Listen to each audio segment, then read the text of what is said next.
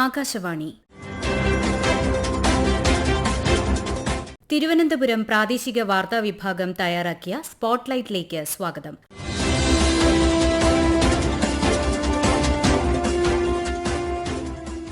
Iran Israel വെടിനിർത്തലും ആണവ ആശങ്കകളും. തയ്യാറാക്കിയത് മഹേഷ് മുരളീധരൻ.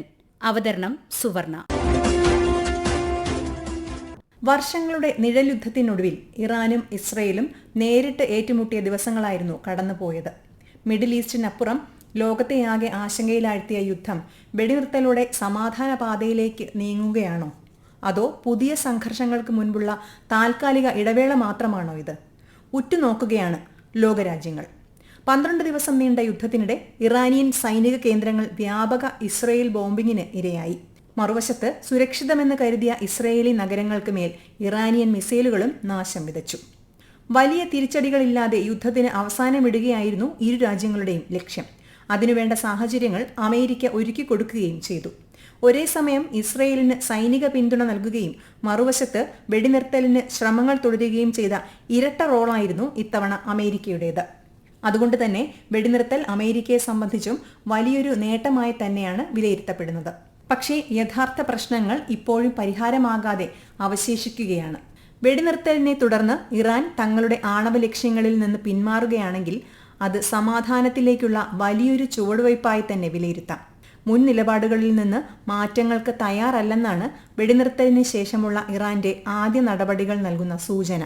അന്താരാഷ്ട്ര ആണവോർജ്ജ സമിതിയുമായുള്ള സഹകരണം അവസാനിപ്പിക്കുകയാണെന്നാണ് ഇറാൻ വ്യക്തമാക്കിയത്. ഇതോടെ ഇറാന്റെ ആണവ കേന്ദ്രങ്ങളിലേക്ക് ഇനി IAEA ഉദ്യോഗസ്ഥർക്ക് പ്രവേശിക്കാനോ പരിശോധന നടത്താനോ കഴിയില്ല. ഇസ്രയേൽ അമേരിക്കൻ ആക്രമണത്തിൽ മൗനം പാലിച്ച IAEA തങ്ങളുടെ ആഗോള വിശ്വാസ്യത സ്വയം നശിപ്പിച്ചെന്നാണ് ഇറാന്റെ വിമർശനം. ഇറാന്റെ ഈ നടപടി മുന്നോട്ടുള്ള സമാധാന നീക്കങ്ങൾക്ക് വലിയ തിരിച്ചടിയാകാനാണ് സാധ്യത. ഇതിനിടെയാണ് പ്രകോപനപരമായ പ്രസ്താവനകളുമായി ഇറാന്റെ ആത്മീയ നേതാവ് ആയതൊള്ള അലി ഖമനേയിയും രംഗത്തെത്തിയത്. ഇസ്രയേലിനെതിരായ യുദ്ധത്തിൽ വിജയം തങ്ങൾക്കൊപ്പമായിരുന്നു എന്ന് ഖമനേയി അവകാശപ്പെട്ടു. ഈ വിജയം അമേരിക്കയുടെ മുഖത്തേറ്റ ശക്തമായ അടിയാണ്. ഇസ്രയേൽ പൂർണ്ണമായും ഇല്ലാതാകുമെന്നുറപ്പായ ഘട്ടത്തിലാണ് US യുദ്ധത്തിൽ നേരിട്ട് ഇടപെട്ടതെന്നും ഖമനേയി പറഞ്ഞു. ഇറാനും ഇസ്രയേലും തമ്മിൽ പതിറ്റാണ്ടുകൾ പഴക്കമുള്ള ശത്രുത പലതവണ യുദ്ധത്തിന്റെ വക്കിൽ വരെ എത്തിയിട്ടുണ്ട്. ഇറാനെ നേരിട്ട് ആക്രമിക്കുന്നതിൽ നിന്ന് ഇസ്രയേലിനെ ഒരു പരിധിവരെ തടഞ്ഞു നിർത്തിയത് അമേരിക്കയായിരുന്നു. എന്നാൽ അമേരിക്കൻ പ്രസിഡന്റ് സ്ഥാനത്ത് ജോ ബൈഡന് പകരം ഡൊണാൾഡ് ട്രംപ് എത്തിയതോടെ സ്ഥിതിഗതികൾ കൂടുതൽ രൂക്ഷമായി. ആണവ വിഷയത്തിൽ ഒരു കരാറിലെത്താൻ ട്രംപ് ഇറാന് 60 ദിവസത്തെ സമയം നൽകി. ഈ കാലാവധി പൂർത്തിയായി 61ാം ദിവസമാണ് ഇസ്രയേൽ ഇറാനിലെ ആണവ കേന്ദ്രങ്ങൾക്ക് മേൽ ആക്രമണം നടത്തിയത്. അതിന് തൊട്ടു മുൻപുള്ള ദിവസങ്ങളിൽ അന്താരാഷ്ട്ര ആണവോർജ്ജ ഏജൻസിയുടേതായി പുറത്തുവന്ന റിപ്പോർട്ടും കണക്കിലെടുത്തായിരുന്നു ഇസ്രയേലിന്റെ നടപടി.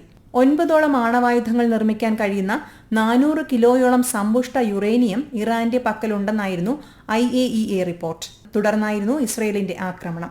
പരസ്പരമുള്ള ആക്രമണങ്ങളിൽ ഇരുഭാഗത്തും കനത്ത നാശനഷ്ടങ്ങളുണ്ടായി. കൂടുതൽ ജീവഹാനിയും നഷ്ടങ്ങളും ഉണ്ടായത് ഇറാന് തന്നെ. രഹസ്യ കേന്ദ്രങ്ങൾക്ക് പുറമെ 7ഓളം ആണവ കേന്ദ്രങ്ങളാണ് ഇറാനിലുണ്ടായിരുന്നത്. ഇതിൽ നഥാൻസ്, ഫോർദോ, ഇസ്ഫഹാൻ എന്നിവയായിരുന്നു ഏറ്റവും പ്രധാനപ്പെട്ട കേന്ദ്രങ്ങൾ. ഇതിലെല്ലാം തന്നെ കനത്ത നാശനഷ്ടമേൽപ്പിക്കാൻ ഇസ്രയേലിനും അമേരിക്കയ്ക്കുമായി. എന്നാൽ ഇതിലൂടെ ഇറാന്റെ ആണവ ഭീഷണി പൂർണ്ണമായും ഇല്ലാതായോ എന്ന കാര്യത്തിൽ സംശയങ്ങൾ തുടരുകയാണ്. ഇറാനിലെ ഏറ്റവും തന്ത്രപ്രധാന ആണവ കേന്ദ്രമായിരുന്നു ഫോർദോയിലേത്. മലനിരകൾക്ക് നടുവിൽ 260 അടിയിലേറെ താഴ്ചയിലായിരുന്നു ഈ ആണവ നിലയം. ഇത്രയും ആഴത്തിൽ ആക്രമണം നടത്താനുള്ള ശേഷി ഇസ്രയേലിനില്ലായിരുന്നു. തുടർന്ന് ഇസ്രയേലിന്റെ ആവശ്യമനുസരിച്ചായിരുന്നു യുദ്ധത്തിൽ അമേരിക്കയുടെ ഇടപെടൽ. റഷ്യയടക്കം പല രാജ്യങ്ങളുടെയും ആവർത്തിച്ചുള്ള മുന്നറിയിപ്പുകൾ അവഗണിച്ചാണ് അമേരിക്ക ഫോർദോയ്ക്ക് മേൽ ബോംബുകൾ വർഷിച്ചത്. ഫോർദോ, ഇസ്ഫഹാൻ, നഥാൻസ് ആണവ കേന്ദ്രങ്ങളെ പൂർണ്ണമായും ഇല്ലാതാക്കി എന്നവകാശപ്പെട്ട് ഡൊണാൾഡ് ട്രംപും രംഗത്തെത്തി. എന്നാൽ ആണവ കേന്ദ്രങ്ങൾ പൂർണ്ണമായും തകർന്നു എന്നതിനു പകരം ഗുരുതരമായ നാശനഷ്ടങ്ങൾ സംഭവിച്ചിട്ടുണ്ടെന്നാണ് തൊട്ടടുത്ത ദിവസം പുറത്തായ പെന്റഗൺ റിപ്പോർട്ടിൽ ഉണ്ടായിരുന്നത്. ഇറാന്റെ ആണവ പദ്ധതികളെക്കുറിച്ച് മാസങ്ങൾ പിന്നോട്ടടിക്കാൻ മാത്രമാണ് ആക്രമണങ്ങളിലൂടെ സാധിച്ചതെന്നും ഈ റിപ്പോർട്ടിലുണ്ട്.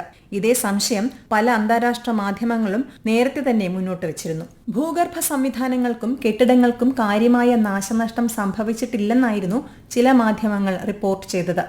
ആക്രമണത്തിന് മുൻപ് തന്നെ സമ്പുഷ്ടീകരിക്കപ്പെട്ട യുറേനിയം മറ്റൊരു രഹസ്യ സ്ഥലത്തേക്ക് മാറ്റിയെന്നും വാർത്തകളുണ്ടായിരുന്നു. ഫോർദോയ്ക്ക് പുറത്ത് കണ്ടെയ്നറുകൾ നിർത്തിയിട്ടതിന്റെ സാറ്റലൈറ്റ് ചിത്രങ്ങളും ചില മാധ്യമങ്ങൾ പുറത്തുവിട്ടു. ഇതെല്ലാം ഫോർദോയിലെ ആണവ കേന്ദ്രം പൂർണ്ണമായി തകർന്നിട്ടില്ല എന്നതിന്റെ തെളിവെന്നാണ് ചിലരുടെ പക്ഷം. നിലവിലെ സാഹചര്യത്തിൽ അന്താരാഷ്ട്ര ആണവോർജ്ജ ഏജൻസി ഉൾപ്പെടെ ആർക്കും ഫോർദോയിലെ നാശനഷ്ടങ്ങൾ വിലയിരുത്താൻ കഴിയില്ലെന്ന് ഏജൻസിയുടെ അധ്യക്ഷൻ റാഫേൽ ഗ്രോസിയും വ്യക്തമാക്കിയിരുന്നു. എന്നാൽ കേന്ദ്രത്തിലേക്കുള്ള പ്രവേശന കവാടവും തുരങ്കങ്ങളും വിദ്യുത് ശക്തിയും തകർത്താൽ തന്നെ ആക്രമണ ലക്ഷ്യം ഏറെക്കുറെ നിറവേറിയതായി അമേരിക്കൻ അനുകൂലികളും വാദിച്ചു. എന്തായാലും ആക്രമണം ഇറാന്റെ ആണവ പദ്ധതിയെ തൽക്കാലത്തേക്ക് തടസ്സപ്പെടുത്തിയെങ്കിലും പൂർണ്ണമായും തകർത്തിട്ടില്ലെന്നാണ് പൊതുവെയുള്ള വിലയിരുത്തൽ. 60% സമ്പുഷ്ടീകരിച്ച 400 കിലോയോളം യുറേനിയത്തെക്കുറിച്ച് IAEA റിപ്പോർട്ടിൽ പരാമർശമുണ്ടായിരുന്നു. ഇത് എവിടെ എന്ന ചോദ്യമാണ് ഇപ്പോഴത്തെ മറ്റൊരു സജീവ ചർച്ചാ വിഷയം. ആണവായുധങ്ങൾ നിർമ്മിക്കാൻ 90% സമ്പുഷ്ടീകരിച്ച യുറേനിയമാണ് വേണ്ടത്. 60-ൽ നിന്ന് 90-ലേക്ക് എത്താൻ അധിക സമയം വേണ്ടെന്നാണ് ഈ മേഖലയിലെ വിദഗ്ധർ പറയുന്നത്. 60% സമ്പുഷ്ടീകരിക്കപ്പെട്ട വാതക രൂപത്തിലുള്ള ഈ യുറേനിയം താരതമ്യേന ചെറിയ സിലിണ്ടറുകളിലാണ് സൂക്ഷിക്കുക പതിവ്. സമ്പുഷ്ടീകരണം തുടരാനുള്ള സെൻട്രിഫ്യൂജുകൾ നിർമ്മിക്കാനുള്ള ഘടകങ്ങളും മനുഷ്യവിഭവശേഷിയും ഇപ്പോഴും ഇറാനുണ്ട്. മറ്റു രാജ്യങ്ങൾ അറിയുന്നതിനപ്പുറം ഇറാന് രഹസ്യ ആണവ കേന്ദ്രങ്ങൾ വേറെയും ഉണ്ടെന്ന റിപ്പോർട്ടുകളും പുറത്തു വന്നിട്ടുണ്ട്. സെൻട്രിഫ്യൂജ് ഘടകങ്ങളും ചെറുതായതിനാൽ അവ പലയിടങ്ങളിലായി സജ്ജീകരിച്ച് സമ്പുഷ്ടീകരണ നടപടികളുമായി മുന്നോട്ടു പോകാൻ ഇറാന് കഴിഞ്ഞേക്കും. ഇത് പൂർത്തിയാക്കാൻ മാസങ്ങൾ മാത്രം മതിയാകുമെന്നും റിപ്പോർട്ടുണ്ട്. സമ്പുഷ്ടീകരണം പൂർത്തിയായാൽ അതിൽ നിന്ന് ആണവായുധം നിർമ്മിക്കാൻ 1 വർഷം കൊണ്ട് സാധിക്കും. ഇതുകൊണ്ടൊക്കെ തന്നെ സംഘർഷത്തിന്റെ മുന്നോട്ടുള്ള വഴികൾ പ്രവചനങ്ങൾക്കപ്പുറമാണ്. യുദ്ധത്തിൽ ഇസ്രയേൽ നിർണായക നേട്ടങ്ങൾ ഉണ്ടാക്കിയെന്നത് യാഥാർത്ഥ്യം തന്നെ. നേർക്കുനേർ യുദ്ധത്തിൽ ഇറാനുമേൽ കനത്ത നാശനഷ്ടം വിതയ്ക്കാൻ ഇസ്രയേലിനായി. ആണവ കേന്ദ്രങ്ങൾക്കൊപ്പം ഇറാന്റെ മിസൈൽ വിക്ഷേപണ സംവിധാനങ്ങൾ, വ്യോമ പ്രതിരോധം തുടങ്ങിയവ തകർക്കാനും ഇസ്രയേലിന് സാധിച്ചു. 11 പ്രധാന ആണവ ശാസ്ത്രജ്ഞന്മാർക്കൊപ്പം ഇറാനിയൻ സൈന്യത്തിലെ പല മുതിർന്ന നേതാക്കളെയും ഇസ്രയേൽ വകവരുത്തി. ഇറാന്റെ തിരിച്ചടി പ്രതീക്ഷിച്ചതിലപ്പുറമുള്ള നാശം വിതച്ചെങ്കിലും അത് നിയന്ത്രിച്ചു നിർത്താനും ഇസ്രയേലിനായി. മറുവശത്ത് കനത്ത നാശനഷ്ടങ്ങൾ നേരിടുമ്പോഴും സമ്മർദ്ദങ്ങൾക്ക് വഴിപ്പെടാതെ ഇറാനും മുന്നോട്ടു പോയി. ഇസ്രയേൽ ആക്രമണം നിർത്താതെ ചർച്ചയ്ക്കില്ലെന്ന നിലപാടായിരുന്നു തുടക്കം മുതൽ ഇറാന്റേത്. അതിലവർ അവസാനം വരെ ഉറച്ചുനിന്നു.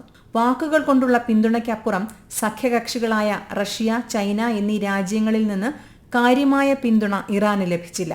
ഹൂതികൾ പരിമിതമായ ആക്രമണങ്ങൾ നടത്തിയെങ്കിലും പൂർണ്ണമായ ഇടപെടലിൽ നിന്ന് വിട്ടുനിന്നു. ഇതിനെയൊക്കെ മറികടന്നും നിലപാടുകളിൽ വിട്ടുവീഴ്ചകളില്ലാതെ ഇറാൻ പിടിച്ചുനിന്നു. സ്ഥിതിഗതികൾ മോശമായാൽ ഇറാനിലെ ജനവികാരം നിലവിലെ ഭരണകൂടത്തിനെതിരെ തിരിയുമെന്നും അതിലൂടെ ഭരണമാറ്റമെന്ന ലക്ഷ്യം നേടാമെന്നും ഇസ്രയേലിനുണ്ടായിരുന്നു. എന്നാൽ അതും ഉണ്ടായില്ല. വെടിനിർത്തലിന് ശേഷവും യുദ്ധം നിർത്താൻ തയ്യാറാകാതിരുന്ന ഇരു കക്ഷികളെയും രൂക്ഷമായ ഭാഷയിൽ വിമർശിച്ച അമേരിക്കൻ പ്രസിഡന്റ് ഡൊണാൾഡ് ട്രംപിന്റെ നിലപാടാണ് വെടിനിർത്തൽ യാഥാർത്ഥ്യമാക്കിയത്. ട്രംപിനെ സംബന്ധിച്ച് ഇതൊരു നേട്ടമായാണ് വിലയിരുത്തപ്പെടുന്നത്. പക്ഷേ അടിസ്ഥാന പ്രശ്നങ്ങൾ പരിഹരിക്കപ്പെടാതെ തുടരുമ്പോൾ സമാധാനം എത്ര നാളത്തേക്കെന്ന ആശങ്ക ഇപ്പോഴുമുണ്ട്. സൗദി അറേബ്യ, UAE തുടങ്ങിയ ഗൾഫ് രാജ്യങ്ങളുടെ നിലപാടുകളും ശ്രദ്ധേയമായി. ഇസ്രയേലിന്റെ ആക്രമണങ്ങളെ അപലപിക്കുമ്പോൾ തന്നെ ഒരു ആണവ ഇറാനെ അവരും ഭയപ്പെട്ടിരുന്നു.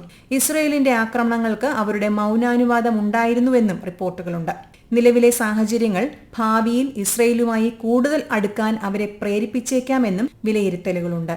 ഇത് മേഖലയിലെ സഖ്യ സമവാക്യങ്ങൾ തന്നെ മാറ്റി എഴുതിയേക്കാം. എന്തായാലും ലോകരാജ്യങ്ങളെ സംബന്ധിച്ച് വെടിനിർത്തൽ വലിയൊരു ആശ്വാസമായി.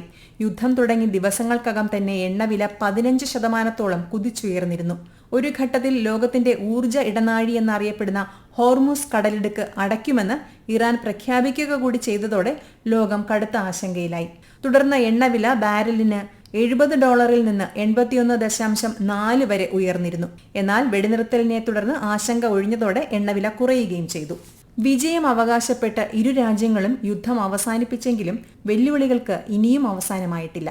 അടുത്തയാഴ്ച ഇറാനും അമേരിക്കയും തമ്മിൽ ചർച്ച തുടങ്ങിയേക്കുമെന്ന റിപ്പോർട്ടുകളുണ്ട്. അതിലൂടെ പ്രശ്നങ്ങൾക്ക് ശാശ്വത പരിഹാരം ഉരുത്തിരിയുമെന്ന് പ്രതീക്ഷിക്കാം.